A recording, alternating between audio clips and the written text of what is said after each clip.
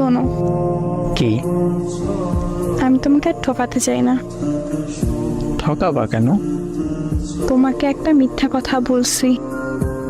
তাহলে সেই মিথ্যা কথার সত্যিটা এখন বলো। আসলে এগুলো কিভাবে বলবো বুঝতেছি না। কি সমস্যা সেইটা বলো।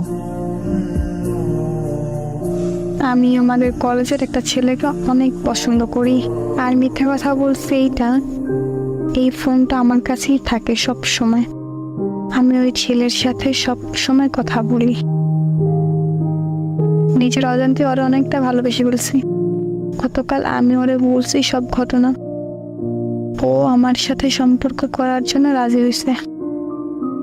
তাই বুকে অনেক হাউস নিয়ে তোমাকে আমি এসব বলতে আসছি। তোমার কথা শুনে হারিয়ে গেছিলাম। এতটা ভালোবাসো আমাকে?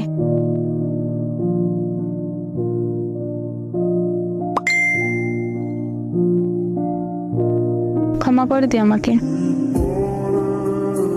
একটা কথা কি জানো, মানুষ ঠকিয়ে কখনো ভালো থাকা যায় না। আল্লাহ ছাড় দেন কিন্তু ছাইড়া দেন না। প্লিজ এইভাবে বললো না। আমি এখন তোমাকে কি বলবো সেটাই বুঝতে পারতেছি না। এমনও মানুষ হয়। আচ্ছা, আমার কমতে ছিল কোথায়? জানি না। তোমার অনেক চাহিদা ছিল যেগুলো আমি পূরণ করতে পারতাম না, সেটাই তো।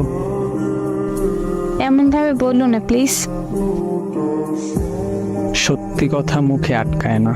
যাই হোক, ভালো থেকো যদি পারো আর কি। তাইলে থাইকো ভালো। অভিশাপ দিও না। না, দিব না অভিশাপ। আচ্ছা, কিছু বলার আছে আর? কেন, ঘুম আসছে নাকি? তোমার মেসেজগুলো দেখতে এখন অসহ্য লাগতেছে। আচ্ছা, আমার একটা অনুরোধ রাখবা? শেষ অনুরোধ। কি বলো? যদি রাখার মতো হয় তাহলে রাখবো। আমার যত ছবি আছে তোমার কাছে সবগুলো ডিলিট করে দাও। আমার নাম্বারটা ব্লক করে দাও। তুমি কি বোকা? তোমার মনে হয় তোমার ছবি তোমার নাম্বার আমার কাছে থাকবে?